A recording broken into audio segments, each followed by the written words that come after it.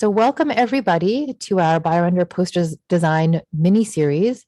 This is sort of a continuation of what we started with our grants mini-series, believe is last month, a couple months ago now.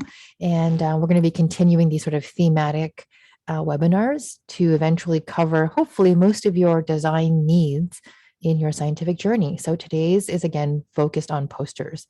Now, some of the tips we'll cover will actually be ubiquitous for any kind of design in general. So if you're making a figure for a publication, if you're designing, I don't know, an Instagram or Twitter post, all of these design tips are pretty ubiquitous. So hopefully they'll be useful for you, even if you're not creating a poster. And yes, the session is being recorded, I believe, hopefully. I don't see whether it is or not, but hopefully it is being recorded.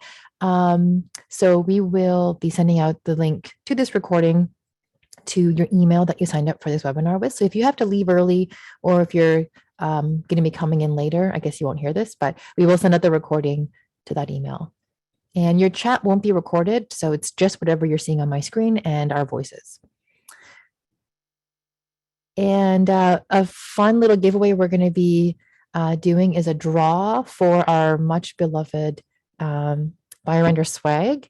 Some nerdy science stickers there, pens. I think we've got some t-shirts and coasters.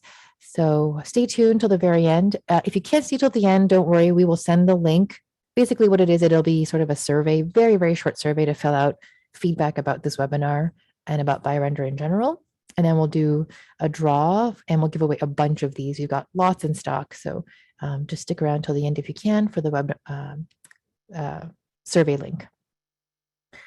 All right, so this is me going to be talking about how to design a winning poster and do a little bit of a live poster makeover. And my name is Shiz, one of the co-founders of BioRender and the CEO. And in my past life, I was or am, I guess, a medical illustrator. So trying to bring to you all the learnings I've had over the last, I guess, 12 years or so in design. BioRender itself sounds like a lot of you are already BioRender fans, hopefully, or are customers or users of the free product, but it is an online program for creating high quality science images and designed for really anybody under the sphere of science research, clinician researchers, students, science communicators, basically anyone that has perhaps little to no art background and little to no time, which I think a lot of us are in that boat. Common use cases for BioRender figures, the list goes on and on. This is just a few of samplings of them. Today's focus will obviously be on poster figures and posters in general, but kind of would love to hear from all of you how you're using BioRender in your day-to-day. Sometimes we see some really unique use cases that even we can't hear, think of. A bit of background about myself. Again, I already spoke to that, but just to say that a lot of our experiences come from making really complex figures like this. I mean, when I was in DC helping with figures and centerfolds like this, it was an army of designers and cartographers, editors, creative directors, art directors, writers, researchers, you name it. And, when I look at the science figure world or science research world, it's crazy that you are all expected to have the skill sets of a medical illustrator and that a tool never existed. That's why we built BioRender. But I like to show these figures because, a lot of the first principles thinking from designers with experience seem like common sense to us, but it might not be common sense to, everybody. So things like proper layout, negative space, maintaining margins and padding throughout your figure. Those are all really important things that we want to explicitly call out when you're making science figures, because what we learn in industry and the design world should apply in the science figure world. Now, for posters, if you just do a Google search of science posters, this is like the crazy plethora of the types of posters that you'll see. Some are very well designed, but you can see that they take on many shapes and forms, and sort of a wild west right now as far as what goes, what works, maybe what doesn't work. And we'll sort of dig into the ones that do work and maybe some design flaws to avoid. Here's the state, or I guess was the state of the world of science posters.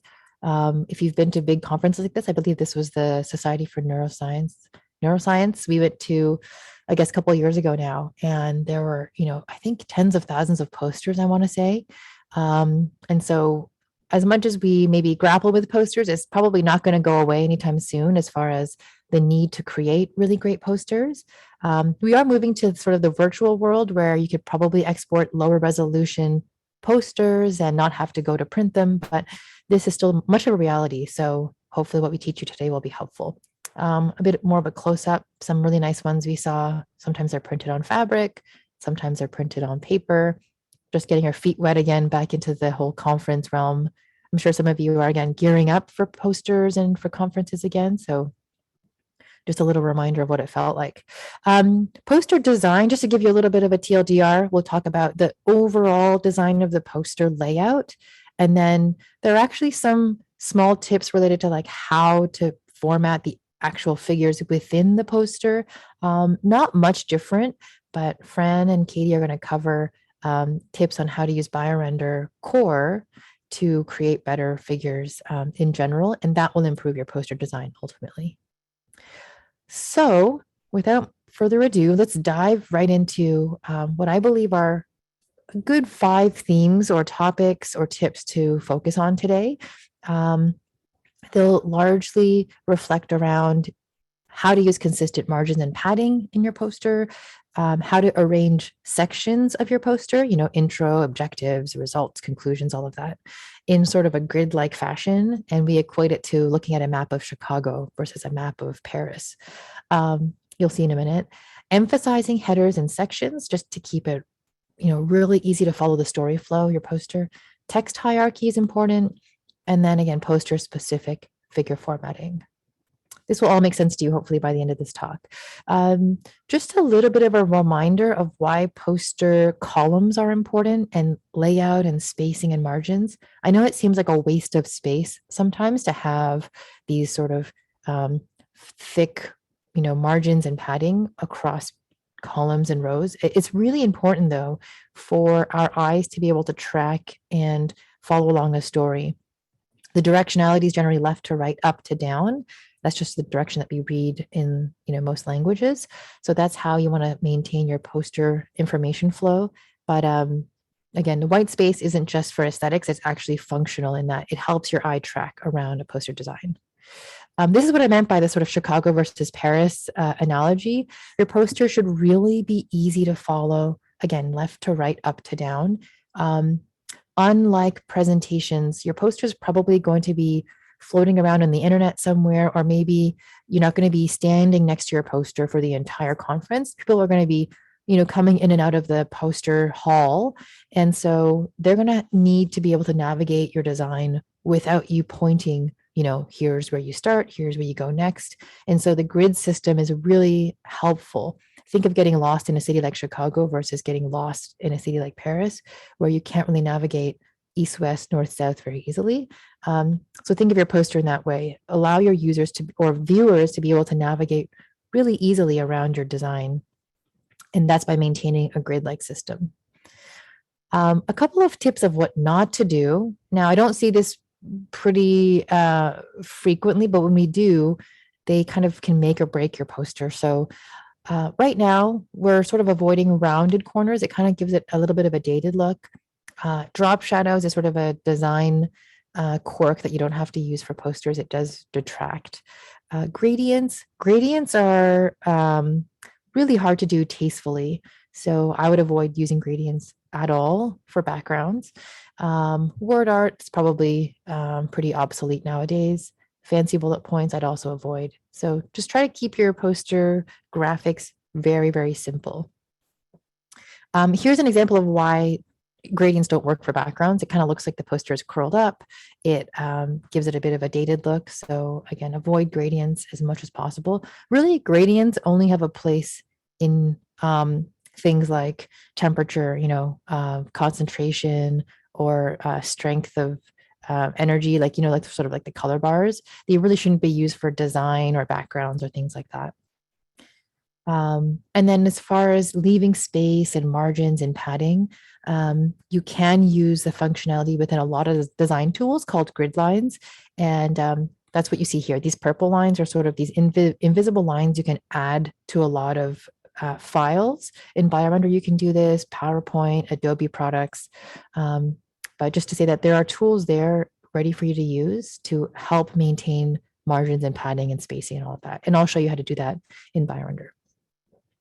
And then here's sort of a quick fly through of like when you use grid lines properly, you can actually, again, maintain proper spacing and padding.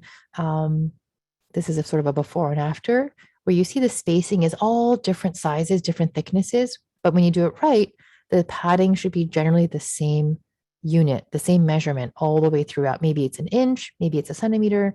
Pick one unit and follow that spacing all around your poster, between columns, between the headers and the title block, all basically throughout the entire poster. And again, I'll show you this in action in BioRender specifically. This is kind of cool, sort of a TLDR format. Highlighting one section of your poster would be really important as well. For example, the results section might be the most important. So I would emphasize that, maybe making it a little bit darker, the header, maybe even adding a splash of color to the background like this. That way, it kind of, again, emphasizes the main area of your poster. Most people are going to walk by your poster in a conference and spend, I don't know, 10 seconds before they sort of move on to the next, unless they've marked off your name in the booklet and said, like, I want to go to poster 785 and talk to this person. More likely than not, they're just going to be passing by. So you really have to give them the meat of your story really quickly, and that might be your results. And so that should be highlighted front and center. One other thing I'll mention is text alignment plays a big role in your poster design. And you're probably wondering what that means. In PowerPoint and Illustrator, there's something called justify text. I'm sure you all know of that versus left align or right align.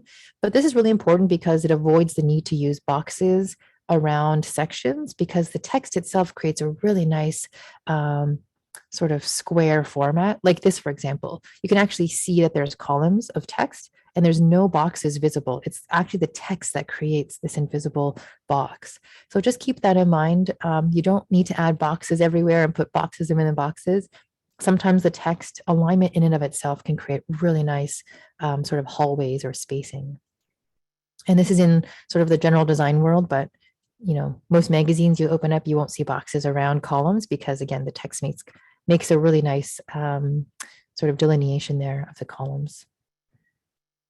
Color picking branding colors is also a really interesting way to make your poster very branded or specific maybe to your logo, your institution, your company. This is using Adobe Illustrator. BioRender does have a color picker as well, so you can actually unify your entire poster. So say your school or company logo color is like a maroon or a purple or a red. You can actually color pick and make sure that all of your headers and your, importantly, your title bar there is that color.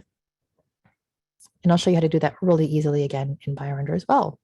So here's a reminder of the sort of tips we're going through. I'm not really going in order because they kind of bleed into each other, but you'll see when I put them into practice why they're so important.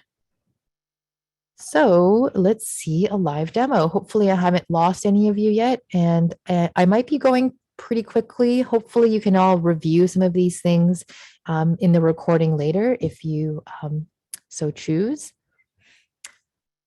More likely than not, a lot of you probably have a poster made in PowerPoint or Google Slides, maybe Illustrator if you're pretty tech savvy.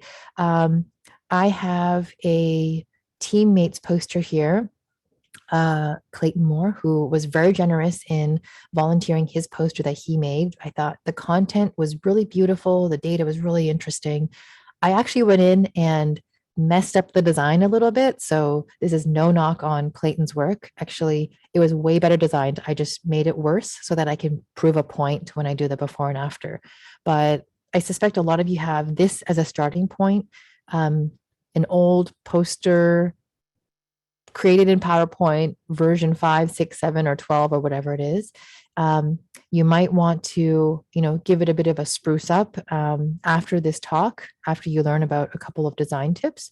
So I'm just going to go through really quickly here what maybe I would have done differently for Clayton's poster. Again, I kind of mucked it up, so this is not his doing. As I mentioned, anywhere that there's a strong block of color is where my eye is going to go. So this was what happened here. I'm looking at the University of Guelph logo, stands out to me. Also, this references bar at the very bottom, the footer, that really stands out to me as well. These little graphs in the middle also stand out because it's a very dark, bold, high contrast graph. But besides that, my eye sort of struggles to see what the important parts of this poster are.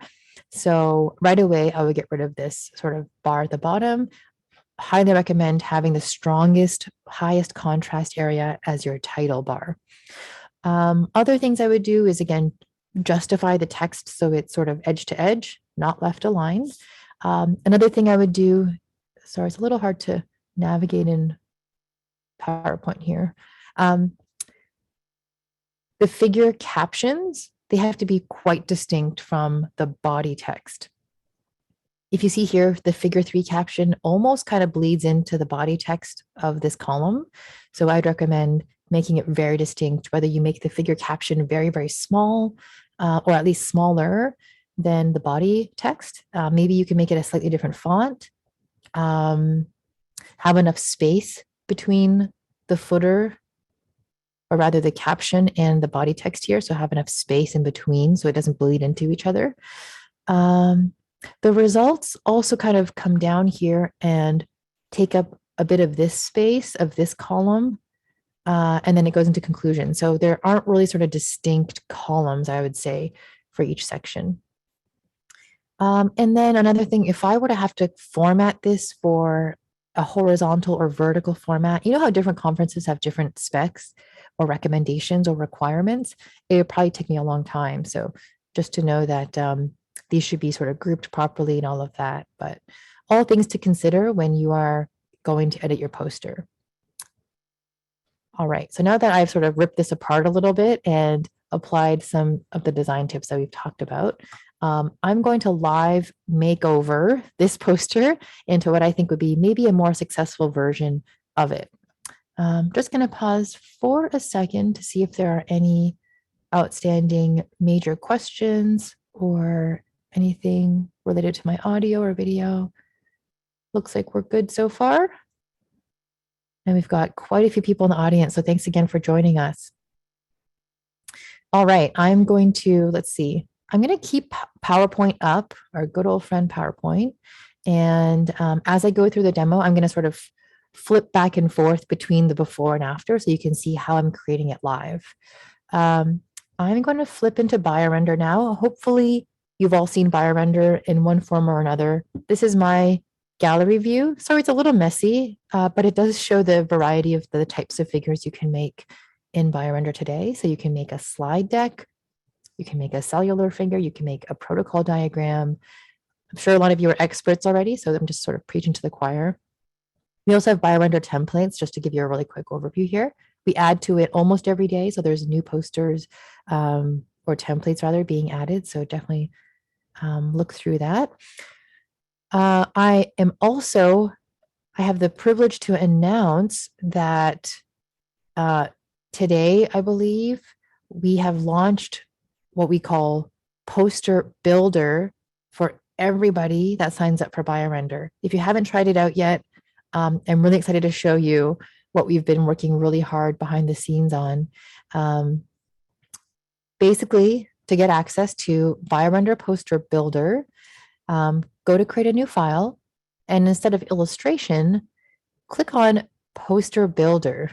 Now, this is really magical. When I click on Poster Builder, it's going to bring up an array of, I guess you can call sort of templates of different poster types, and this is going to be super magical.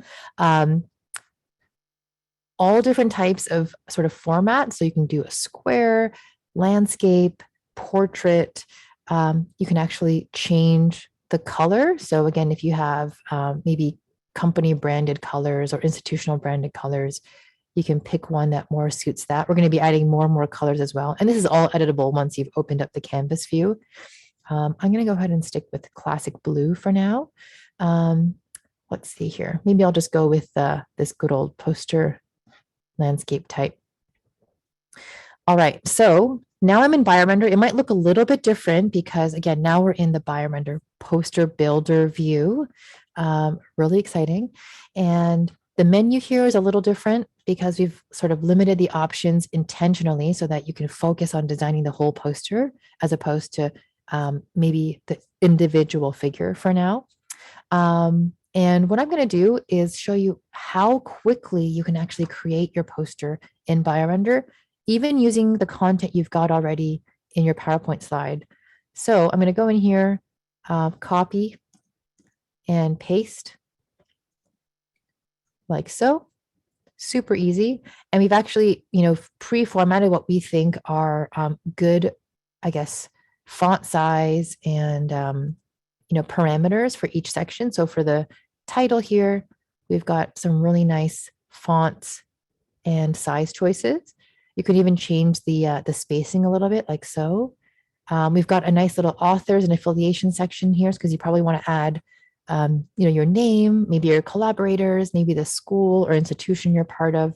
So I'm just copying and pasting directly here, literally taking me seconds to add. Let's see, probably want to add your logo, your company or school logo. So University of Guelph logo here. I've actually pre-uploaded it into my BioRender gallery. So I'm going to click that. I'm going to upload and add my logo. Looks kind of strange because it's got a black background and my design here is blue. And I don't need this second picture here. Some of you might have funding from NIH or another, body that distributes funds. You can add that right logo there. I'm going to remove that for now. I'm going to change this entire heading color to actually match this black. So if I come here to the style and fill, I'm going to choose the color picker option and I can literally color match so that it looks uniform. So already it's starting to look like a complete poster. And as I mentioned, areas that are highest contrast are going to be the most eye-catching. So now what I've done is the reverse, where instead of the footer being the most eye-catching, it's now the header. So really, really cool, really easy to start editing. Again, if I want to add this entire body of text, I'm going to Command-C, copy, and paste right into this abstract section. You see that all I had to do is drag and drop a content block in. Maybe I'll shrink down the text just a little bit. And then again, our good old justified text function. So you can see here already it's coming together really quickly. Adding an image is also super, super easy. I'm going to add in a content block called image. So drag and drop. You can see here, the BioRender poster builder is asking me, where do you want to put it? Do you want to put it between these two objects? Maybe between these two columns, which would be kind of silly, but you could do that. I'm going to add it here into my abstract section. And there we go. It automatically places, the magic of our engineers and product team here, automatically places an image block and a caption block associated with that image. So if I move my image around, this little figure caption follows it, which is amazing because it doesn't really make sense to exist independently, right? So I'm going to copy and paste my figure caption. I'm not going to do the entire poster. I've actually made it pre-built in my other tab. So we'll fast forward in a second, but I just wanted to show you how fun and easy it is to build out this poster. I know fun and poster making are not usually used in the same sentence. But again, I'm going to upload a figure that I've pre-uploaded into my BioRender files. And you can see here, I've already started to build out section by section, and this is taking just seconds. There's no abstract in my poster here if you look at the PowerPoint version. So I'm going to just swap this to say introduction. This is fully editable, as you can see. And then I'm just going to remove this section because I don't need it. And delete, delete. See, super easy. Let's see, results. I think what I want to do is maybe make an entire results block And then maybe I'll move this sort of, hopefully you can see my mouse, this conclusions and references section sort of side by side at the bottom. So, okay, let's do this live. Always risky to do something like this live during a demo, but I think definitely worth. Oh, I've got another picture here. Let me do that really quickly. Add an image, look at my uploads. I think it was this one. There we go. Super easy. So this column's almost pretty much filled out. Just for posterity, let's just finish it up. All right. So this is pretty much done. What did I say? I wanted to move the conclusions and acknowledgements underneath results. And this is how easy it is. I'm dragging this section underneath my results. And there we go. Same with acknowledgements. I'm going to move it down here. And see, like magic, I'm just moving around sections, which again was never possible before, at least using, Adobe Illustrator and PowerPoint, not possible. As far as the results, you can sort of assume that it'll be, again, really easy. Just plug and play everything you already have. Just plop it into your BioRender poster builder.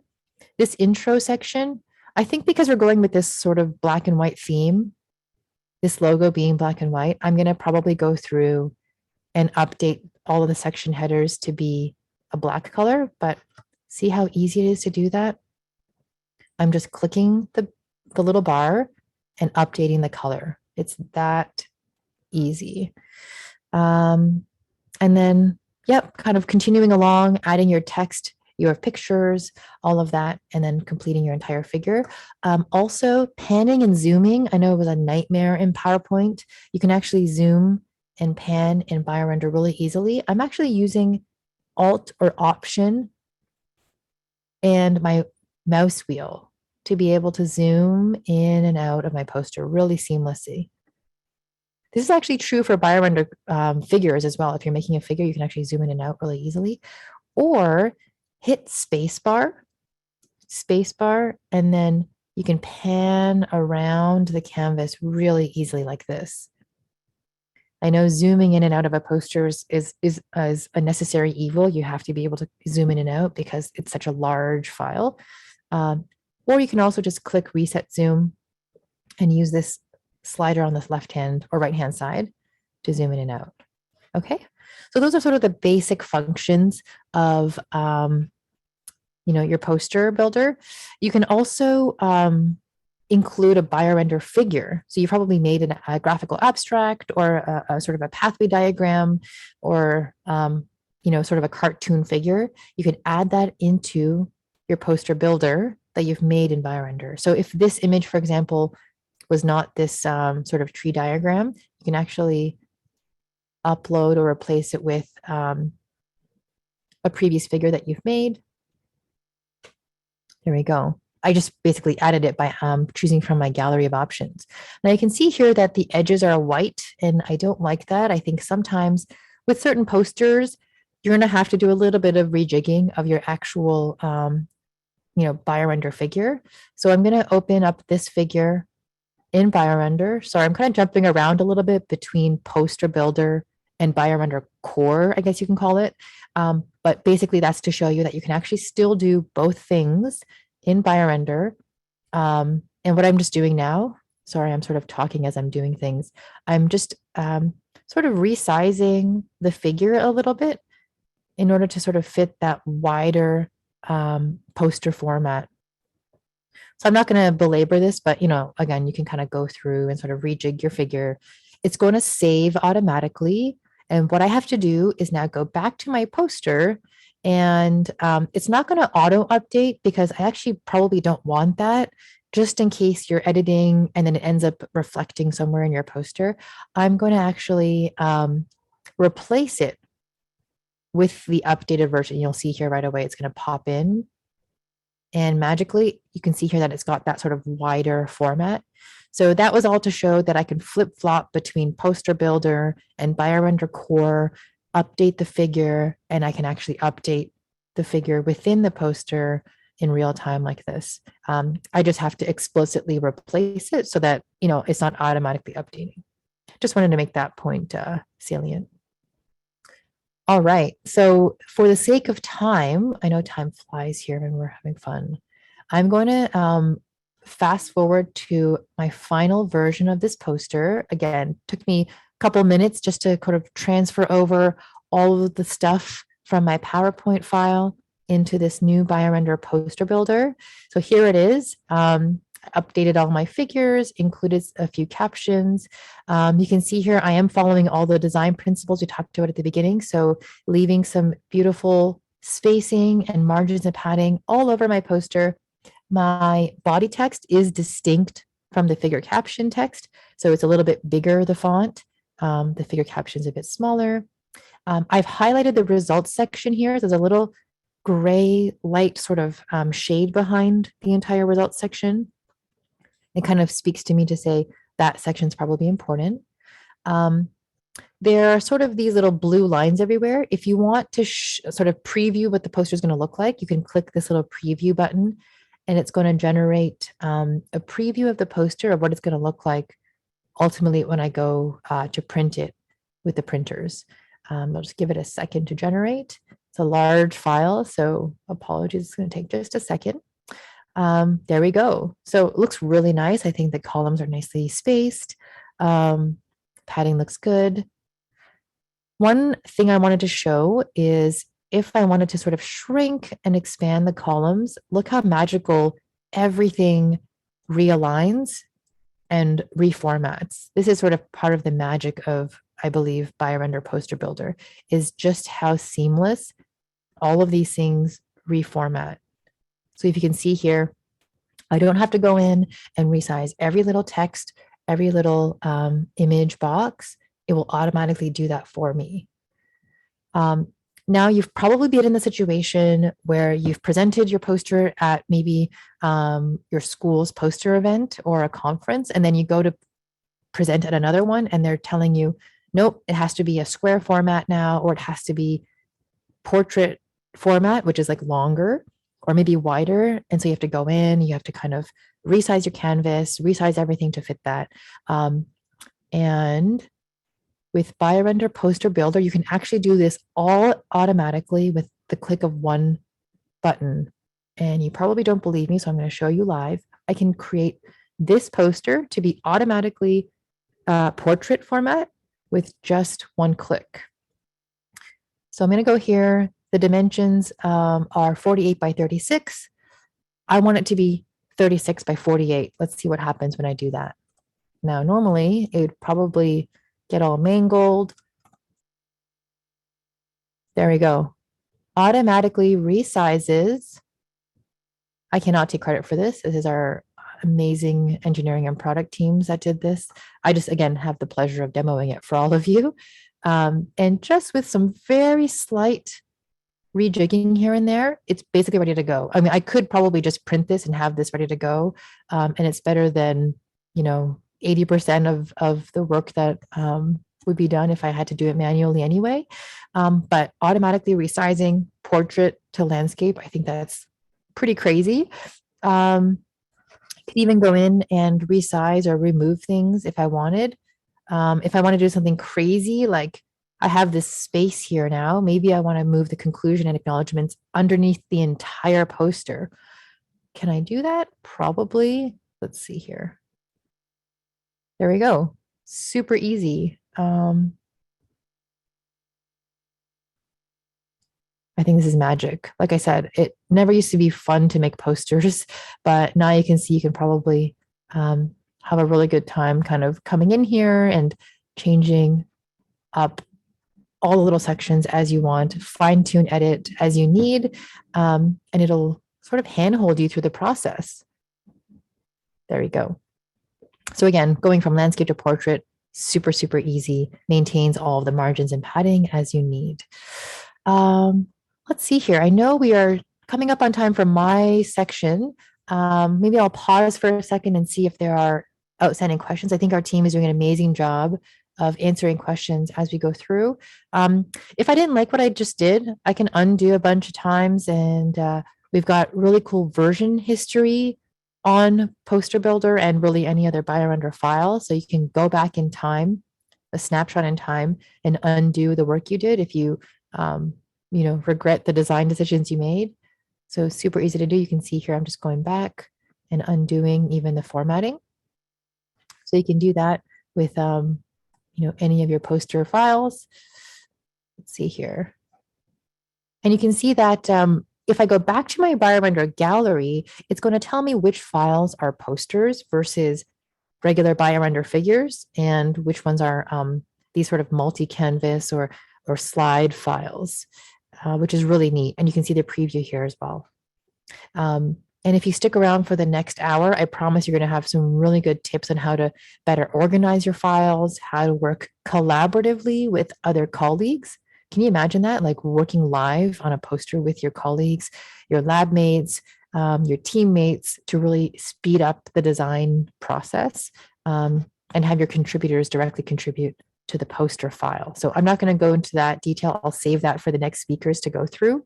But some really cool ways to start to collaborate on even these behemoth file types like Poster Builder. All right, so wanted to do maybe a really quick sort of back and forth between the before version, which is this, PowerPoint file, harder to edit, harder to kind of manipulate, and I think overall maybe more difficult to handle the file type versus our new BioRender poster builder. Now, going back in version history, I'm going to go back to the horizontal format that I said that I liked better. If I open up version history, I can actually see the timestamp for all of these versions that I made just prior to this final version that was saved. And like I said, if I don't like the direction that I took this, I can actually go back in time, click the version history, or maybe the timestamp. Maybe it was 134 or something that I last edited it. And I can make a copy of this version and it's going to open up that version. And again, I won't lose any work that I did, which is great. You don't have to save version 1, 2, 3, 4, 12. I'm sure we're all guilty of that with PowerPoint slides. So again, really nice way to keep track of your changes in PowerPoint. Oh, not PowerPoint, sorry, BioRender. And here's that version. All right. And as far as exporting, we're actually still working on the export functionality. I know a lot of us like to use really high resolution files like 300 dpi.